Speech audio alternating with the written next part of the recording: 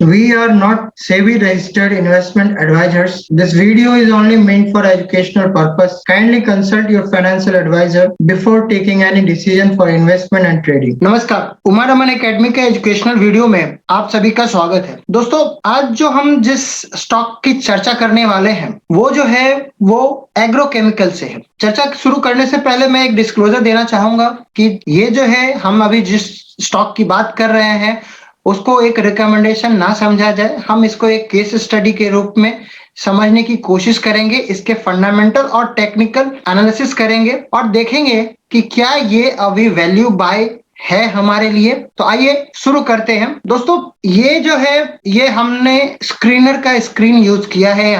यहाँ पे जो आप देख रहे हैं एग्रोकेमिकल कंपनीज का लिस्ट है। टोटल जो है वो 24 जो है वो यहाँ पे रिफ्लेक्ट हो रहा है। मैंने कुछ भी नहीं किया है, मैं स्क्रीनर में गया हूँ। स्क्रीनर में जो स्क्रीन बनाने की जो फैसिलिटी है वहां पे गया हूँ, होम पेज पे गया हूँ और वहां पे एक लिस्ट है। मैं आपको दिखाता हूं कैसे जाते हैं वहां। जस्ट यहाँ मैं गया और यहाँ पे आपको राइट हैंड साइड में आपको लिस्ट ऑफ सेक्टर्स दे रखी है। एग्रोकेमिकल हो गया, एयर ट्रांसपोर्ट, बैंक्स, यहाँ पे बहुत सारे जो हैं वो सेक्टर्स जो हैं वो दे रखे हैं। हमने वहां पे क्या किया, एग्रोकेमिकल्स पे टिक किया। तो यहाँ पे जितने भी लिस्टेड हैं वो सारे जो हैं वो शेयर्स आ गए हैं। वहां पे जो हमने पैरामीटर्स को यूज किया है वो नाम है, उसका मार्केट का प्राइस है, प्राइस अर्निंग रेशियो है, मार्केट कैप है, इंडस्ट्री का पी क्या है, उसका प्राइस टू बुक क्या है, प्राइस टू सेल्स क्या है, सेल्स ग्रोथ लास्ट 10 इयर्स का कितना है और इंटरेस्ट कवरेज रेशियो क्या है। ये पैरामीटर्स जो है वो हमने लिए हैं और इन सारे पैरामीटर्स पे जो है वो हम कंपनी को एनालाइज करेंगे कि वो फंडामेंटली अभी कैसी है। तो ये हमारे पास एक लिस्ट आ गया है। यदि हम मार्केट कैप वाइज जाए, यहाँ पे हमने मार्केट कैप पे जो टिक किया तो सबसे बड़ी कंपनी जो आई है वो यूपीएल है। उसके बाद यहाँ पे पीआई दिख रही है, बेयर फिर है, फिर सुमितोमो है, फिर रैलिस है, फिर Bharat Rasayan, India pesticides, Dhanuka, Sharda crop chem और भी बहुत सारे हैं। जो लिस्ट में जो है वो आपको 24 नाम दिख रहे होंगे। तो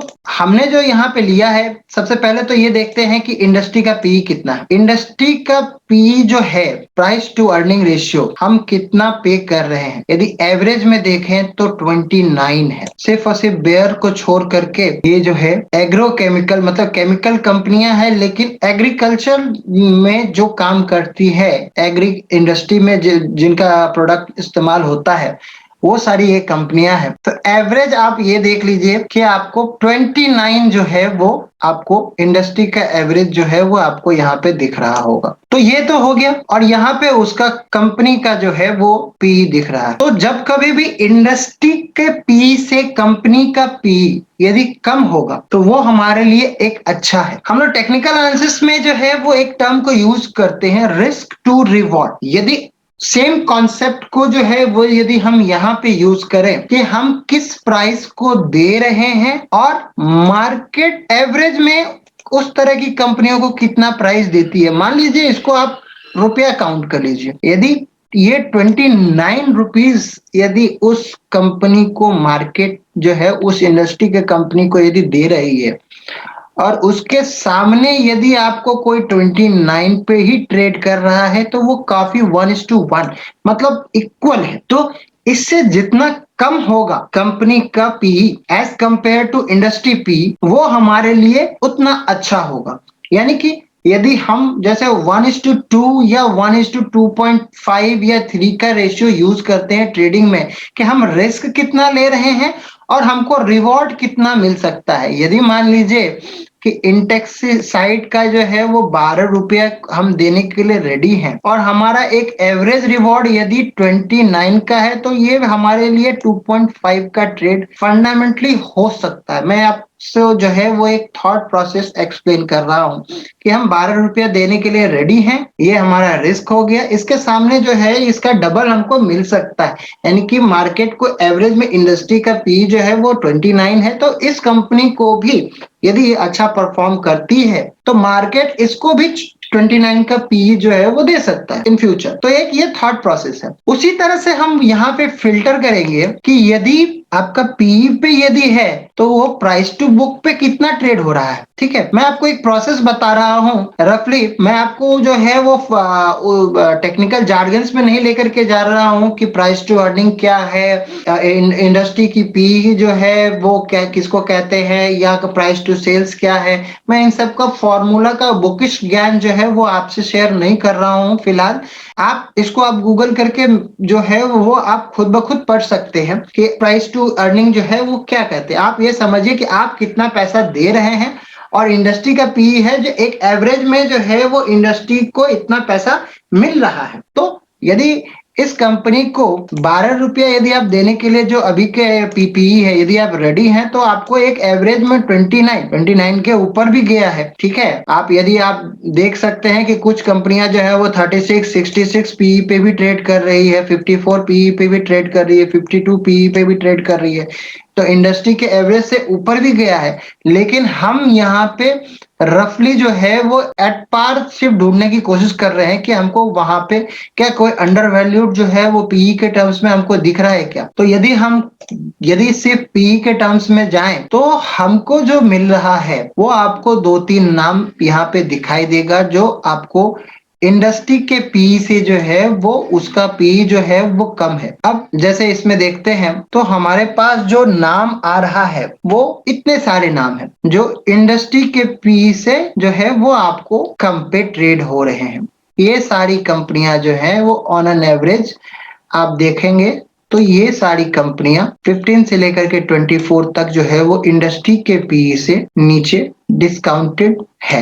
यदि इसमें कुछ और यदि ढूंढने की कोशिश करें, हमने जो पैरामीटर्स लगाए हैं वो है price to sales. Price to sales जो है वो यदि हम देखें तो रफली 3+ जो है वो एक एवरेज में एक अच्छा रेशियो है। हालांकि आपको मार्केट में 5 का भी पी जो है वो मतलब प्राइस टू सेल्स आपको दिख रहा है जो कंपनियां जो है वो ट्रेड कर रही हैं, पर ऑन एन एवरेज जो है वो आप यहाँ पे देखिए तो आपको कुछ कंपनियां जो है 18 के प्राइस टू सेल्स पे दिख रही है, 6 के प्राइस टू सेल्स पे दिख रही है। लेकिन यदि हमको 2 से कम यदि मिल रहा है तो हमारे लिए वो अच्छा माना जाएगा प्राइस टू सेल्स।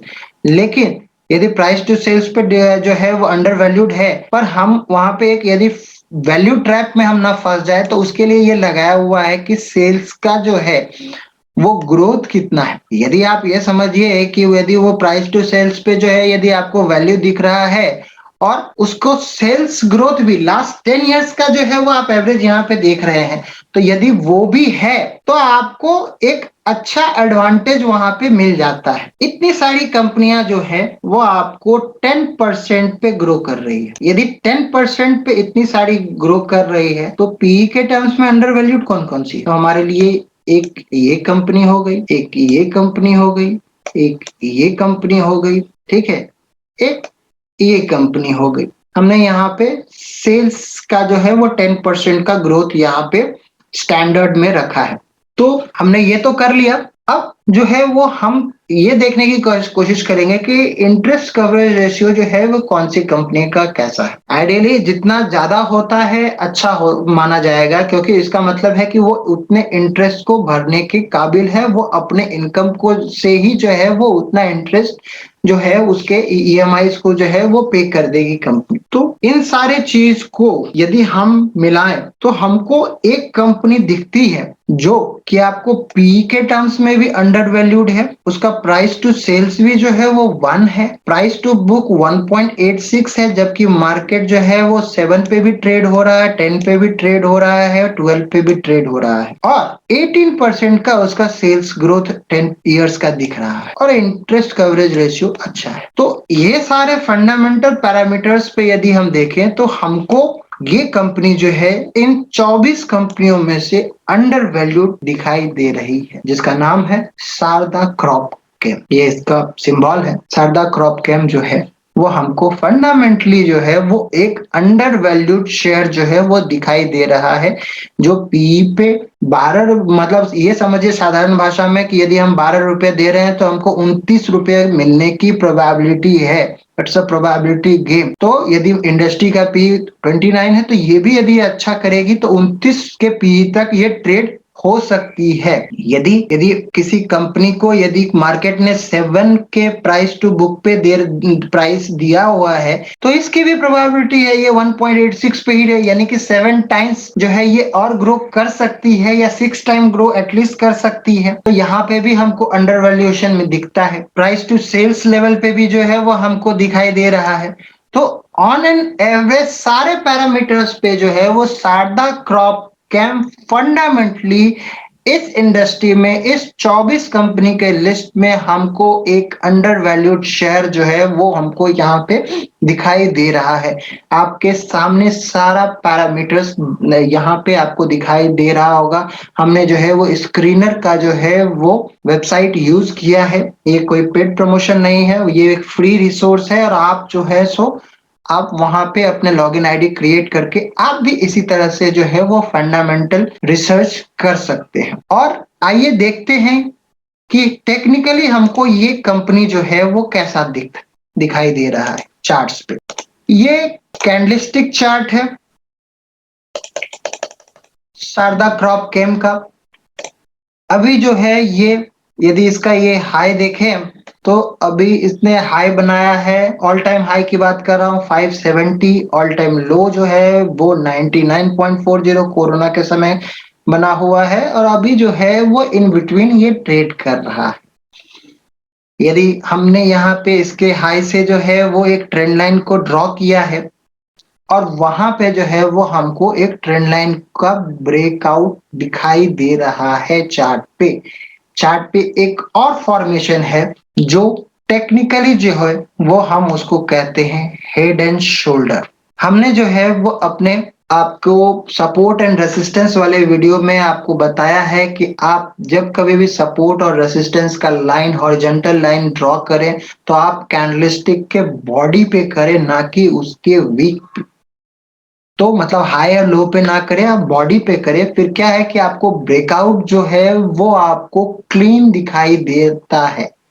तो यहाँ पे जो है वो कैंडलस्टिक चार्ट पे हेड एंड शोल्डर का हमको ब्रेकआउट नहीं दिख रहा है। फिलहाल मंथली चार्ट की बात कर रहा हूं और मंथली चार्ट पे शारदा क्रॉप केम में हेड एंड शोल्डर पैटर्न का ब्रेकआउट जो है वो हमको दिखाई नहीं दे रहा है। लेकिन यदि कैंडलस्टिक का ही एक और रूप है जिसको हम 3 लाइन ब्रेक चार्ट कहते हैं, यदि वहां पे जाएंगे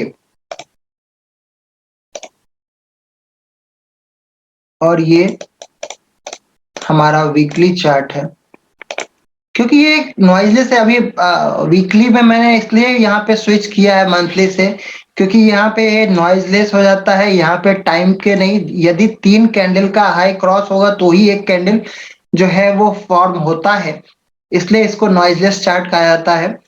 तो इसलिए जो है मैंने यहाँ पे टाइम पीरियड को शॉर्ट किया है। तो वहां पे हमको ट्रेंड लाइन का ब्रेकआउट जो है वो दिख रहा है और हमारा जो पैटर्न जिसको हम मंथली चार्ट पे कैंडलस्टिक में ढूंढने की कोशिश कर रहे थे वो हमको यहाँ पे दिखाई दे रहा है। यानी कि 3 लाइन ब्रेक चार्ट पे हमको हेड एंड शोल्डर पैटर्न का ब्रेकआउट जो है वो 299 यानी कि लगभग 300 के लेवल पे क्लोजिंग बेसिस पे हमको दिखाई दे रहा है। तो ये तो हो गया। यदि हम रिस्क टू रिवॉर्ड यदि यहाँ पे यदि कैलकुलेट करने की कोशिश करें तो ये हमारा रिस्क हो गया, पहला रिवॉर्ड यहाँ होगा, उसके बाद दूसरा जो है वो यहाँ और यहाँ ये होगा। और एक बार जो है वो यदि ये हाई ऑल टाइम हाई को क्रॉस कर गया तो उसके बाद तो कितने ऊंचाइयों को ये छुएगा ये तो मार्केट ही बता पाएगा। फिलहाल जो है चार्ट पे इसके हाई को देखने पे हमको ये टारगेट जो है वो दिखाई दे रहा है। तो 3 लाइन ब्रेक चार्ट पे हमको क्लियरली विजिबल है और फंडामेंटली हमने अभी तक डिस्कस किया है कि ये काफी अंडर वैल्यूड लग रहा है, हमको दिखाई दे रहा है शारदा क्रॉप। तो इस तरह से जो है हम टेक्नो फंडा एनालिसिस जो है वो यूज करते हैं। हम पहले फंडामेंटल्स पे जाते हैं, फंडामेंटल एनालिसिस कर लेते हैं और उसके बाद जो है वो टेक्निकली जो है वो हम टाइम करने की कोशिश करते हैं। तो आशा करता हूं कि हमारे ये कोशिश जो है वो आपको अच्छी लगी होगी। यदि अच्छी लगे तो हमारे चैनल को सब्सक्राइब कीजिए, लाइक कीजिए, शेयर कीजिए। अपने कमेंट्स हमें ज़रूर भेजिए कि हमारा ये एनालिसिस आपको कैसा लग रहा है, कौन से सेक्टर पे आप हमारे एनालिसिस को देखना चाहेंगे। इसके अलावा आपके कोई सुझाव हो तो वो भी हमें कमेंट में ज़रूर दीजिए। थैंक यू, नमस्कार।